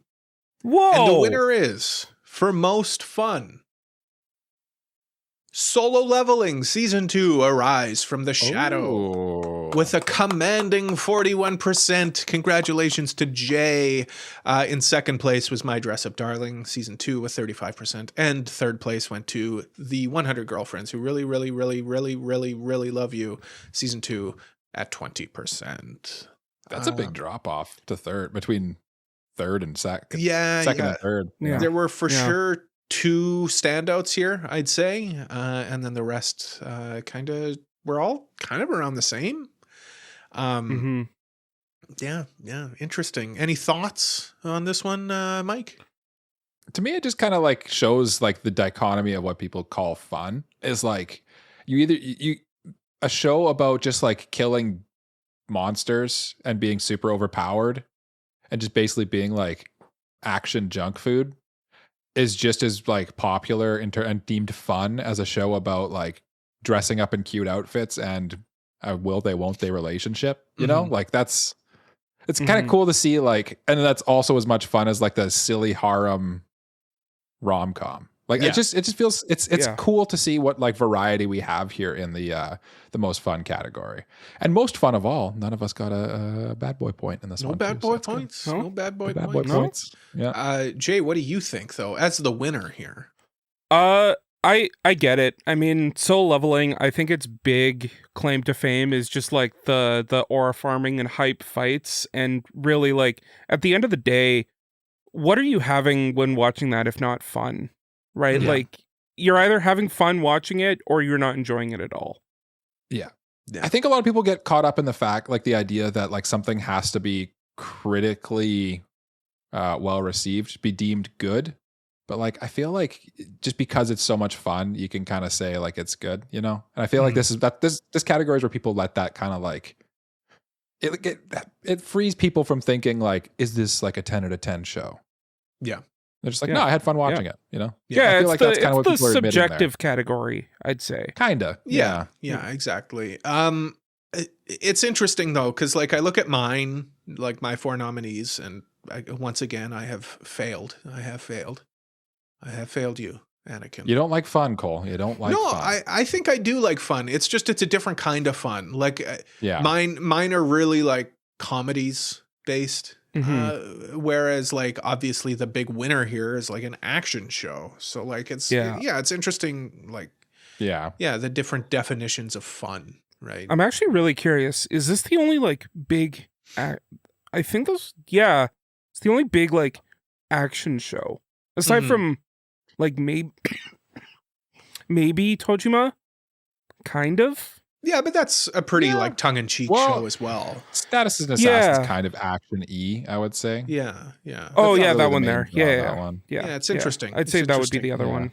Now we know for next year to just nominate action shows for most fun. Apparently, action or fan service. Yeah. Okay. Yeah. All right, I'll do it. I'll do what I got to do, you know? I'll do what I got to do to win. I know you will. You're going to need to. I think the cool part about this is like, my show won, but like I also had a show that was in last place, which was dealing with Mikadono sisters. Like, so I have good and bad taste. Yeah. And I mean, my show came in second, only 6 points behind yours, Jay. And then I also had the show that came in second last with my status as assassin is obviously overpowered or whatever. So we're both good and bad. Yeah. And I'm Cole's just sitting in the middle. I'm just sitting in the middle. I'm in the middle seat. Just happy. Very average. I'm squished between you two. I can't breathe. Mike, you did. You said that people don't like Witch Watch or people don't watch it, but it came in 4th place and only 2% behind 100 Girlfriends season 2. So I mean, there were people that watched it and people did like it. They just didn't like the characters as much, I guess. I don't know. Or the OP. It was just playing with the big dogs. Yeah. Yeah. I kind of get that though. I kind of get it. Like it's good, but it's not. I feel like no one's going to be like clamoring to watch it in a couple of years, you know? If everybody had the same reaction to it as me, I kind of just started losing interest in it. Yeah, I'd agree with that. Yeah. It was one that I just sort of like waited till the dub came out to finish because then I just kind of quickly had it on while I was making supper. I was like, I don't really care that much if I miss a couple of seconds of the show, you know? Yeah, that makes sense. Michael, though, you are up next with our next category. Oh, I was going to say, I think Witch Watch was underrated. Okay, now keep going. Thank you, Jay, for that very skillful segue. It's my fault. Now I will go into most underrated. If I would have just come up with a segue, you see, then I wouldn't have had to interrupt. Jay saved you, and it like by adding that segue, we are no longer derailed, and we can just move smoothly into the next category. Yeah. You know, this is like we're just nicely moving the show along. Yeah, no, we're just like, you know. Yeah, we are. It was just a very skillful and swift transition from one category into the next category, and it made absolutely no. It was not filler. This is not filler. No, This is and like I do Every also word had purpose, right? I do Yeah, also yeah. just want to point out that like how That's enough. That's how enough. of smooth this. we are in this, and how Okay, like we're the just most kind of underrated accepting- anime for 2025 were. There's 4. I'm going to say 4 because we have a tie in one of these places. okay, interesting. Tie for Okay. third, actually. I'll tell you that's a Interesting. tie for third, which is Okay. why, because otherwise it doesn't matter. Because then you have, just one that's not second is If third, there's right? if there's 4, there's a tie in third. It's the only way. The only way it's going to happen in this one. Yeah. The 4 shows in the top 4 are, in no particular order, Anne Shirley for most underrated, nominated by myself. Oh, Canada. Rory Rocks, nominated by myself, also known as Introduction to Mineralogy. Oh, is that your other name? Yes, Hmm. Mineralogy Mike is what they call me. Mineralogy. Mike. Also, Uma Musume, Cinderella Grey, course 1 and 2. There's the whole thing, right? Mm, yeah. Nominated by Cole. That's me. Hey, how And you then doing? Apocalypse Hotel, as nominated by Jay Gardians. And at this time, I would like to inform you that with a whopping, commanding, meat-swinging 38% of the vote. I don't know why I'm saying meat-swinging so much. Yeah. Apocalypse Hotel is the most underrated anime of 2025. You need to watch that show, apparently. Apparently, it is really good. So I totally get this. I know. I saw it in Gigix list too of like his top anime, and it was pretty high in there too. And I was like, I really need to watch this show. It looks really Yeah. good. But I'll tell you, I did watch the second plate. Oh, go ahead. Go ahead, Jay. Oh, I was just gonna say, I feel very vindicated with this because this was one of my drafted shows, and it's an original. So, like, I mean, hey, I'm proud of this one. I'm proud of this. It flew I'm proud right of under you the too. radar. Yeah, almost makes me want to review it. Almost. almost. In second place, Uma Musume Cinderella Gay, nominated by Cole with 32% of the vote. I'm sorry, Cinderella. What? What did I say? Did I forget the R? You forgot the R. It's a very different show. Very It's different a very show. different show. Yeah, I think you find that on a completely different gray. streaming service. Yeah, Gray. Yes. gray. Yes. Not that there's anything wrong with that, to quote Seinfeld. Of course. Just a very different show. Yeah. And then tied for third place, we have Anne Shirley and Rory Rocks with 23% of the vote. There's a pretty big drop off between first, second, and then third in this case. Yeah. And when you look at the graph, it's pretty obvious. Also, no one got a bad boy point in this one. So honestly, I'm doing surprised no one got a bad boy point. I kind of am too, Because actually. there is one here that got one. It's one Yeah. of my shows. In Soraya Utility, the golfing girl one. Mhm. I forgot that show existed. So did I. So did I saw I. the list, I'm like, oh yeah, Somebody didn't, and somebody voted for it. It's surprising. Yeah. Wasn't you? No, it wasn't. It was not me. I'll tell you that right now. I am surprised though. Apocalypse Hotel, like outside of this podcast, I don't think I've heard anybody talking about it. So that is surprising that I was able to come out with the win in spite of the favorite being, I would assume, the favorite here prior to looking at the winners probably would have been Uma Musume. I would think. I think though, like in the spirit of underrated, like because you didn't hear a lot of people talking about it, and like yeah, those True. same people probably also thought like, oh, it's also just really good. Whereas Uma Musume gets so many flowers that like, True. is it underrated? That's why I wouldn't have picked Uma Musume. I don't think in my vote, just because I think it is quite properly rated, underappreciated a little. Yeah, I mean, I guess But, that's like- kind of where I think about it from is Yeah. like I think Uma Musume Cinderella Grey should be like one of the most celebrated shows of the year, and it's just kind of like it's celebrated, of course. I agree by, with like, that. Us, Yeah, Would you have put it as your most underrated, Cole? Like, would that be personally, I think it's just a little too popular. I think just a little. And I don't know if that's maybe just because of with us, like this. The people voting in this generally listen to the podcast and they've heard us gushing about this show for literally the entire year. yeah. Mhm.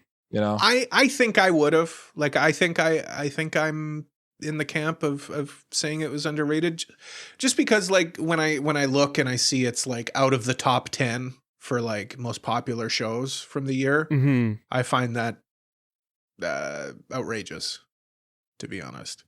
Okay. Is there anything else that surprised you? Because I personally was surprised to see Anne Shirley and Rory Rocks. Rory Rocks less so, but like I feel like those two shows were like definitely underrated hits for me. Man, but like I gotta watch like, Rory Rocks. Every time I see clips of it, it's like incredible. Like the animation in that show just looks unbelievably good. I mean, it's studio bind. Like yeah. They just bring it. You'd like it. Yeah. I know you would. It's right up your alley. But like, I feel like I wouldn't have predicted those two getting third place together. I don't know. Mm-hmm. Yeah, it's interesting. And Shirley kind of fell off a little bit with people, I think. I mean, I'm happy. I'm certainly happy. As a Canadian, I'm happy that it's on this list, but at the same time, I think it is in the right spot. I think so. I think I like the rankings here, to be honest with you. Yeah. Mm-hmm. Yeah. I just haven't seen Apocalypse Hotel, but like you guys talk about it all the time and say how good it is. And I'll also point out that this category had the most abstains by far of all of our categories. With, basically, like you didn't have to vote for every category. So this one, a decent chunk of people didn't vote for it.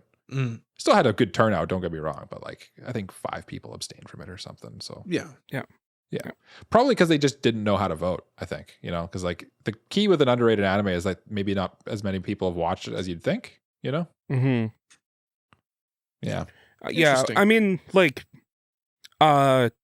because we have so many underrated shows on here and like probably a lot more niche shows, like, people just probably didn't watch these ones. Yeah, I think so too. Now, Jay, it falls to you to deliver our ultimate award. Well, I mean, hey, you got most underrated, but then you got like the big one, the big meats, big meat sweats. These are the porterhouse steaks. This, I mean, the rib eyes. I can't mince words. These are the best anime of 2025. Period. Mm-hmm. No ifs, ands, or buts about this. But. And we've got more nominees than usual too. Mm-hmm. Yeah. This is the top 5. Unlike every other category where you could nominate or where you could vote for 2, you could vote for 5 shows here. So, in no particular order. Your nominees are top 5 nominees are To Be Hero X, nominated by Mike. Congratulations. Thank you. The Summer Hikaru Died, nominated by Mike. Congratulations. To be clear to those at home, never mind. I don't know. I've lost count. I don't remember. Yeah. I know I'm not Solo doing Leveling Season 2, Arise from the Shadow, nominated by Mike. No, I'm not saying it again. This feels rigged. Yeah. No. The Apothecary Diaries Season 2, nominated by Cole. Cole got this one. Congratulations. He's back in. Well, maybe, because actually I didn't count 4 and 5 for the point totals. I only counted top 3 for the point totals. Okay. So maybe you might get a point here. Yeah. Okay. Sure. Might get 2. And Takapi's Original Sin, nominated by yours truly. Oh, what a good list. What a good list of anime, actually. Like looking at it. That's a good list. That's a nice list. What order are they in, Jay? That's a nice list. That's a good list. Jay, present but them there can only from be one 5 winner. down to 1. 5 down to 1. Okay. In 5th place. Phil Cole's soul. In 5th place, with 29% of the votes, we got The Summer Hikaru Died, nominated by Mike. Oh, that's 1 less point for Mike. I love it. 1 less point for Mike. In 4th place, with 31% of the vote, Solo Leveling Season 2, Arise from the Shadow, nominated by Mike. Yes. Okay, good. That means, In joint second, with both with 40% of the vote. Interesting. In a tie, we have To Be Hero X and Apothecary Diaries Season 2 nominated by Cole and Mike. All right, Mike. I shake your hand. Yeah. Here you are. And I guess you know what that means, though. Which means that the anime of the year for 2025 goes to Takapi's Original Sin, nominated by yours truly. Wow, that's... Applause, rigorous applause for this guy. Wow. I mean, hey, one of us has to have the best taste, and it's me. It's gotta be me. Well, I mean, let's be real. We were all within one vote of winning this sucker. Yes. It's very, very close. This is a close race at the top. But there can only be one. A winner's circle. Winner's circle for Jay. Yeah. Honestly, this list, I feel pretty damn good about putting out this list as here's AniPro's top 5 anime of 2025. I would feel I wouldn't feel bad about that even a little bit. That's a good list. No, Takapi's Original Sin, Apothecary Diaries, To Be Hero X, Solo Leveling, and Summer Hikaru Died. That's a good looking list. That's a good looking list. The only thing I'd probably say was a big omitment would be Uma Musume. I feel like that we talked about that so much this year that I'm surprised it's not in the top 5. Yeah. But honestly, I understand. Yeah. My anime of the year personally was Uma Musume Cinderella Grey, and it's not just because of the show itself, but Uma Musume in general. Just I feel encapsulated 2025 for us as a podcast, and also just in so many ways. This was the year that the game came out and that exploded. The show also just exploded in popularity. There were so many avenues that I would have given it to Uma Musume, but I actually kind of agree with you. It felt culturally like the anime of the year 2025. I think Jay's kind of talked me into just coming straight out and saying, that's probably would have been my... I think I voted for that and Apothecary Diaries. But I think, if I to split it, I'd probably say Uma Musume, just from, what it did for us this year personally, what Uma Musume did for me this year. It's really damn good too, and it's just good. Genuinely, it's also it's just so good. It's so good, so hype. I feel like I don't. I want to align with you guys. I want to have an AniPro clean sweep here, and so I'm going to say I would include it in my votes, but I genuinely don't know that I'd put it above Apothecary Diaries or probably To Be Hero X, maybe Dawn to Dawn. I don't know. I'm surprised Dawn to Dawn's not in this list a little bit. Same with My Hero Academia Final Season and Dragon Flower. I'm surprised they didn't make the top 5 a little bit, but I'm not surprised about My Hero. I'm not too surprised about that one. Fragrant Flower, maybe a little bit more. I feel like My Hero Academia, the people who watched it really liked it. But I think it's overstayed its welcome a little bit. So I don't think it's got the same legs that it used to. I mean, hey, they both tied with Cinderella Grey for 6th. That's true. Yeah. There's that. Yeah. Yeah, that's true. Interesting thing though about the top 5, 3 of them are new anime and only 2 of them are continuing with Solo Leveling and Apothecary Diaries. The other 3, I mean, technically To Be Hero X is a part of another series, because there's also another show it's called kind of like a pseudo continuing. Yeah, good point. Yeah. Okay, 2.5. 2.5. 2.5. Call it 2.5. Yeah. I think if you include the ones that are in 6th through 8th, then that goes down to 1. Well, because again, Cinderella Grey is kind of it because it includes both cores, so it'd be again a half point in each. Interesting. I love that we came out of this though. No out of touch points in the final round. Just nothing to speak of. Our final 2 out of touch points are here to be awarded. Gentlemen, we've got 2.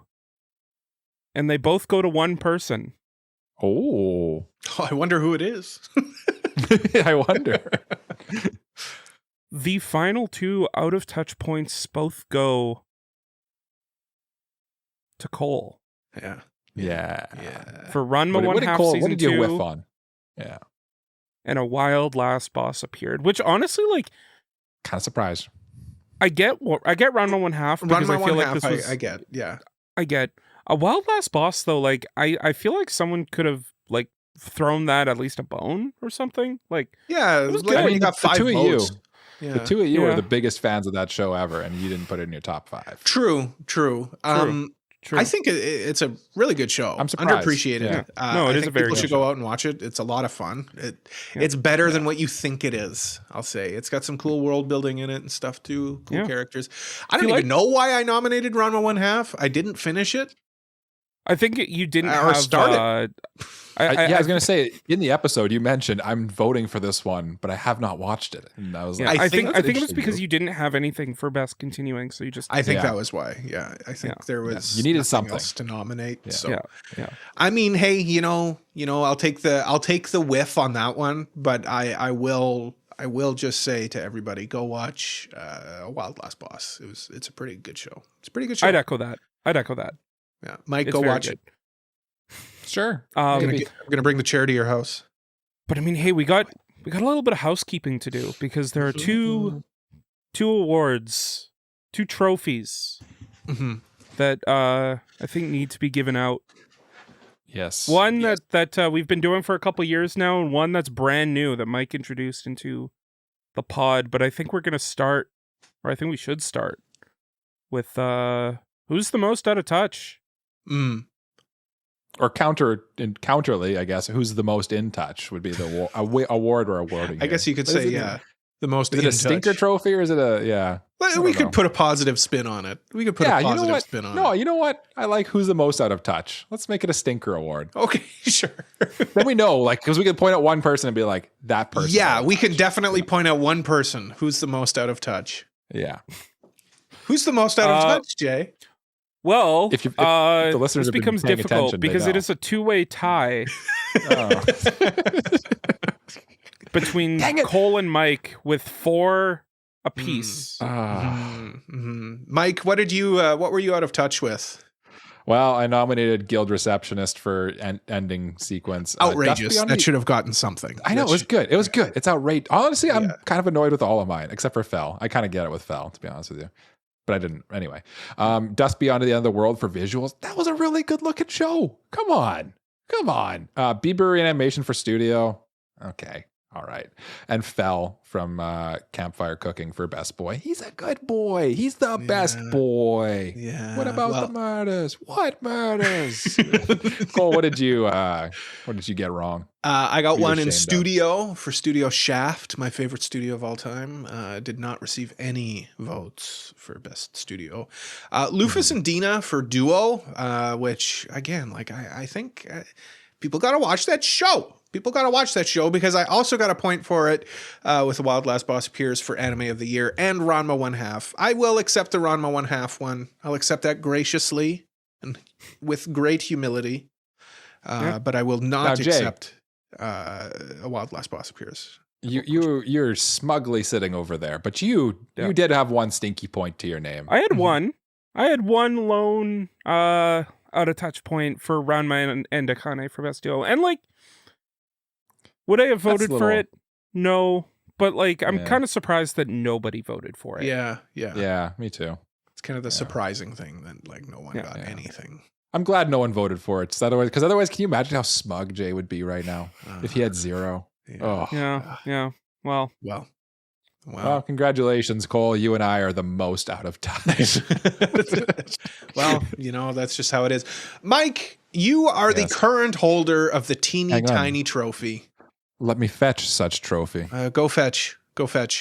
Yes, ladies and gentlemen, it is that small. It's not a forced perspective thing. It's just teeny. It's just teeny it's tiny. Just a little guy. Yeah, it's just a little guy. Just a little guy. Yeah. So delightful. Mike, the question is, as the current holder, would you please present the winner of this year's the 2025 Teeny Tiny Trophy? Yes. For the third, so we've been doing these awards for 5 years, I think. Mm-hmm. I think so. I think this is the 5th. I think so. Probably should have like a fifth anniversary. 5th is pretty annual big. WEEBies. Yeah, it's a pretty big milestone. But third year would be like actual trophy. Yeah. Third year with a real trophy. So Cole won it the first year. I won it the second year. So it's my turn to decide who. Well, I don't really get to decide. I get to announce. Mm-hmm. And if you've been paying attention, you might have been able to calculate this because unfortunately, I'll be handing over this trophy. It's not mine anymore. Yeah. I've done the math. I saw the writing on the wall as we were going through the episode too, and you could hear the math being done in your head. You knew who this was going to by the end.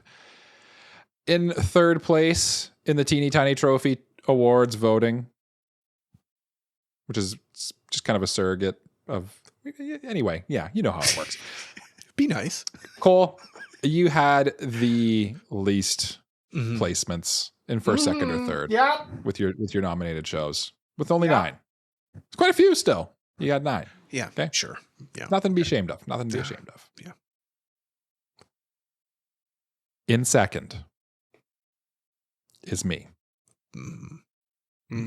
with 12. Yeah. I'm dragging you Which down means the Teeny Tiny Trophy for the year of 2025, also known as the year of Jay Gardian Sama. Go, Jay Gardian Sama, it is my honor to award this to you in AniPro order. Cole Mike J. It has been completed and cemented in the AniPro Awards. This is yours. This is for you, boy. We each got, thank you so much. We each got 1 on the board, baby. 2025 is the year of Jay, and we're keeping it rolling because we're retaining next year. It's a lock. It's a Jay Gardian guarantee. The Jay Gardian T.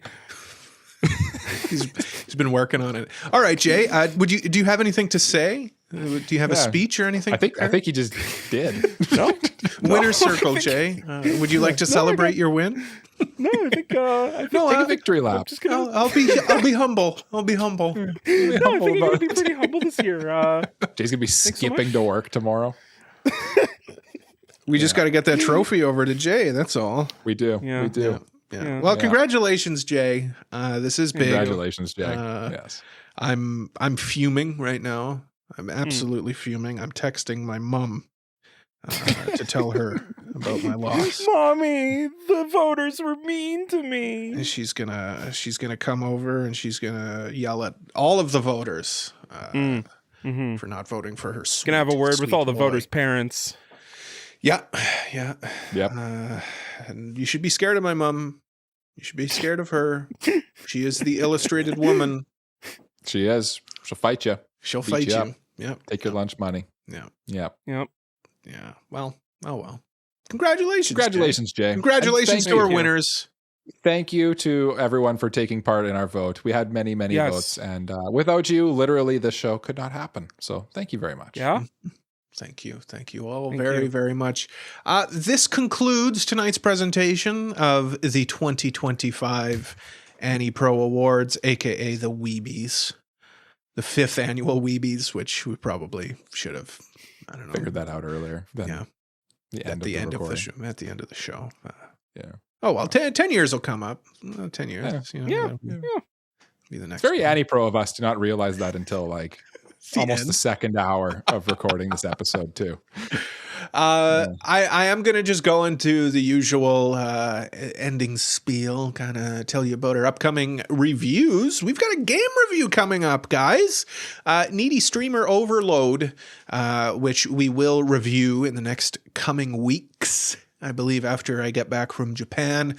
We're also going to review a live-action TV show, which I know you guys are excited about. I'm also actually low-key kind of excited about it because I'm curious about the One Piece live-action television program on Netflix, the first season of it. That will also be coming out in the next few weeks, I believe. As soon as I get back from Japan, we're recording that. Our upcoming manga reviews are Botan Kamina Fully Blossoms When Drunk, Akane Bashi, and Magical Girl Dandelion. Why do you laugh every time? Because you say it wrong.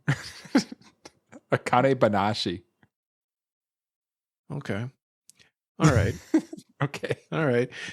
Then Does that have to be like on purpose at this point? That's what I thought too. I thought it was a thing on purpose, but I can tell by Cole's annoyance that it's not now. No, it's not on purpose. I'm just a stupid idiot. Our upcoming anime, now and then, here and there. That is one anime. That is the title of a single anime. It's not a list. It's one anime. And then Neon Genesis Evangelion after that. So I'm very, very, very curious. Some juicy ones. We're going to be put through the ringer with these anime. We are going to be put through the ringer. And Jay still isn't over the ringer of Elfen Lied, I think. I think he's still... Still a little zesty. Yeah. I mean, hey, I won. I'm pretty good. I'm doing good. You can put that on your resume. Yeah. Yeah. I mean, Anyway. hey, who doesn't want to hire a one-time WEEBie award winner? for the Teeny tiny trophy. Yeah, teeny tiny trophy winner. Thank you so much for listening to another episode of AniPro. If you liked it, please leave a like, subscribe, leave a review, tell a friend about us. If you really like us, please consider supporting us on Patreon, like these lovely people: Mr. Family Guy 36, Elijah Wood, Braindead B-Dog, Peach, Frama, Kratos, Just Juzz, Mog, Uncle of Light, Saffron, Genus 26, and Taco. By supporting us on Patreon, you get access to all sorts of perks, and it really helps out the show. We're also on social media at AniProPod, and please join our Discord community to keep up with us and other listeners. Links to everything is in the description or at our website, anipropod.com. As the progenitor of the podcast, and you guys can never take that away from me, I will lead us in a round of bye-byes. Jay, congratulations on being the winner. Mike, congratulations on being the biggest loser of the evening's affairs along with me, but that's I was gonna say, we got a company down there. Neither here nor there. Yeah. Someone came in second, someone came in third for the tiny trophy, and it wasn't Mike. Yeah. Well, I mean, I didn't say that, and I'm the host, so I mean, just what the host control says. the narrative. He who controls the present controls the past. Remember, I read 1984. I know what's up. And I control the present, and therefore I will now say bye-bye. Bye-bye. Bye-bye. Bye-bye.